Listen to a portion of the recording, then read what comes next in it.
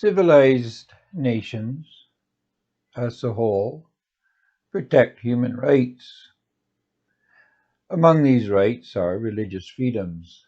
The doctrine of religious freedom is usually expressed as the right of practitioners to be free of state regulations as regards their religious beliefs and doctrines. Religious freedom is meant to give everyone the right to practice their religion freely. Religious freedom means the practice of religion ought not to be constrained by political views as to what is wrong or right. In reality, this doctrine, like so many others, assumes more than is specified in it. As well meaning as this policy of unrestricted religious liberty is, experience suggests it is not a practical policy. Unrestricted freedom, or religious freedom, seems to be a more reasonable policy for me than for thee. There are things that the state cannot or will not allow, regardless of whether or not it is considered by some to be part of their religion. As is often the case, the freedom of religion only works if all parties are reasonable people, and the freedom is kept within reasonable bounds. Possibly the most dramatic example of how religious freedom can be exploited for political ends is the Satanic Temple. This is a religion that worships Satan and demands equality with Christianity in the public space. A lot of persons have problems understanding how satanic worship could be classified as a religion. The worship of Satan, to anyone who believes in Satan, would constitute blasphemy, not religion. But in liberal culture, common sense does not prevail. It is even more difficult for rational persons to understand how liberals could worship Satan than it is to understand how this worship could be construed as a religion. Given the worship exists, it is less difficult to accept that the worship would be called a religion than to understand the worship itself. For Christians, it seems reasonable to suppose anyone who knows Satan exists would also know God exists. Anyone who knows both God and Satan exist would choose the better and greater over the lesser and worse. Therefore, it becomes as bizarre as anything can be bizarre to think of liberals choosing evil over the good. This confusion is predicated on the assumption liberals believe in the devil and that their worship is genuine. The situation becomes less difficult to understand once it is realized that this is a religion with a political agenda. It is an agenda with political ambitions. The aim of the Church of Satan has one mission alone, and that is to invalidate Christianity. It's just one more ploy of many perpetuated by liberals. The Church of Satan is meant to demonstrate the tenets of Christians are no more defensible or valid than those diametrically opposed to it. If Satanism can be proved to be qualitatively the equal of Christianity, then Christianity is just another institution of no particular insignificance. If Satanism can be demonstrated to be a religion equal to Christianity, then all religions are qualitatively the same. If all religions constitute a single frame of reference in which no religion is of greater importance than any other, then the totality of religion is of no significance. In a more generalized and long-term strategy, liberals want to destroy all the crucial elements of the Christian faith. We experience this as the systematic destruction of language and our ability to think critically. Liberalism's view regarding the relativity of sexual identity turns masculinity into a term without any spiritual significance. Liberals are not really trying to overturn biology. It's the spiritual implications of masculinity they are attacking. Masculinity is transformed into a word without a definition. Liberals claim women can have a penis because this eliminates one way men and women differ. Sex becomes gender, and gender is just a label we put on ourselves. If male has no biological significance, then what meaning can masculinity have in a spiritual sense? Claiming the Satanic Temple is a religion is a move to show religion is nothing more than a contrived set of rites and policies. Liberals do not want to be taken seriously. It is intentionally absurd. That is the point.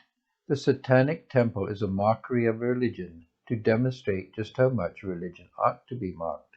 In short, liberals want to drive home that religion is just a perspective, even as they claim gender is just an opinion as to whom one is.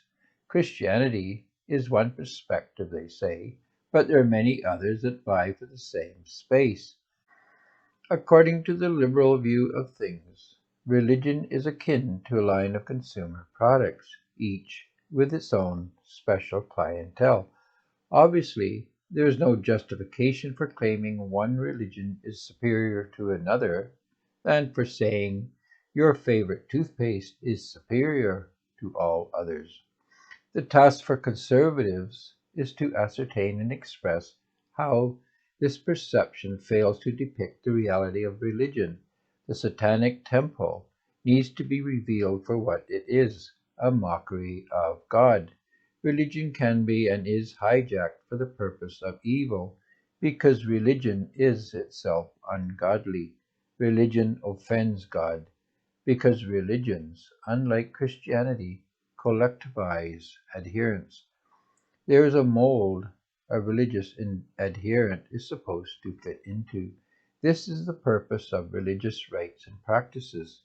The members of a religion must follow protocol. Because tyrannical states follow the same practice, it is easy to think of communism and fascism as religions. Christianity wants individuals to come to God one at a time. Rites are similar to military training. They must be done right at the proper time, not because there is anything cosmically important about the activity, but because it ingrains a sense of common identity in the practitioner by requiring every member of the collective to do some action in a specific prescribed way, perhaps at the same time, in the same place.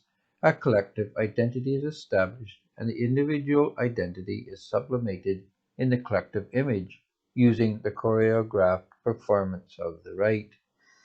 Dissenters to this argument may claim that Christianity has its own rites. Christians have the Eucharist and marriage as sacraments. The Eucharist points to an act done by a single person for a particular reason to achieve a specific aim. The Eucharist, apart from its religious significance, demonstrates that the individual is the focus of the Christian faith. The Sacrament of Marriage is a celebration of two persons joining as one. Neither identity is lost, but a new identity is gained. Marriage is not a collective, but a fulfillment of the individual. Marriage is a partnership that reflects the relationship of Christ with his church. This is also a fruition of the individual identity. The criticism that Christianity is a religion akin to all others opens up the question as to what the church is. The question is pertinent and important because the church has, and this is true in all cases, been corrupted with collectivist thinking. What we first wish to draw the reader's attention to is that the Satanic Temple is a religion. It has a collectivist identity and it pushes a collectivist agenda. It is based on rules that need to be followed and an identity that must be adopted if one is to be a member. However, this is the seed of its own destruction.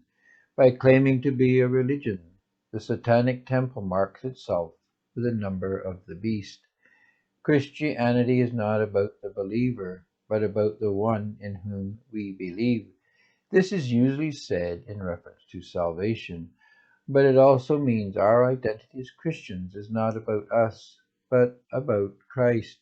The only thing we have in common is Christ. If we meet a Satanist, We know what to expect from him or her. We can catalog the profiles of the different religions. Members are required to fit in a specific profile. Does this mean all Satanists are carbon copies of one another, or that a model of the ideal Satanist can be created? No, collectivism is a complex process that occupies great spans of time in different institutions. Even within a specific religion, adherence to doctrines will vary. However, to be a Satanist requires one not be a Christian. It requires belief in personal freedom. This belief in personal freedom may seem as if it ought to lead to individuality, but it does not and cannot. Individuality requires a means of comparison, a standard by which to evaluate what one is doing or believing. Freedom is not about narcissism or expressing the ego. Satanists have nothing but their opinions and feelings to judge good and evil by. Despite what one might assume at first glance, failing to have an absolute morality means one's morality becomes shallow and tentative. The only true belief one can have is in what is true in an absolute sense. We cannot commit to relativist and contingent positions with absolute faith. We cannot have faith in what we know is just an opinion. Contingent reality is not consistent with faith positions. A person may believe in evolution, but not so much that it can hinder the theory from changing 100 times without losing its support. There is no commitment to a particular form of religion. One may be a Satanist, but what this means is of little importance. The content could change at any time without anyone taking issue with the change. The belief in evolution or Satan or any other religion is not the same as belief in Christ. There is no commitment to a particular belief with a religion. The commitment is to the works and to the identifying slogans and outward signs. Commitment to a truth would not make sense for a collectivist. The important thing is to have a shared position. It's not important what understanding is being shared. This kind of thinking is typical of a mob. A mob can swing through diametrically opposed positions depending on the emotion expressed. The identity of the mob is in its collective action. Satanism has no real substance. No religion does. The collective is always shallow, always ephemeral. Regardless of the framework, the essence of a collective is the mob, and the mob is always motivated by emotion, not logic. Churches are founded on missions, which are individual responses to the cross of Jesus. The individual Christian must take up his or her cross and follow Jesus. This is a unique and non-duplicatable experience. Each person's journey to Jesus is unique. Each cross is a unique charitable expression of the sacrifice the person makes. Faith is in the person of Jesus.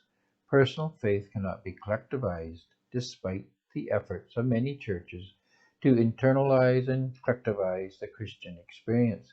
To the degree they have succeeded in collectivizing Christianity, to that degree they have emasculated Christianity and turned it into a religion. Religious Christianity is a practice that even Satanists can challenge. This is not the Christianity of the Bible. Faith is a love turned outward into the world. We are not a collective, if for no other reason than our help is personal, just as the help Jesus gave was always personal. The church is not a collective, it is greater than the sum total of its parts, because it is the world of millions of persons, each being charitable under the leadership and guidance of Christ.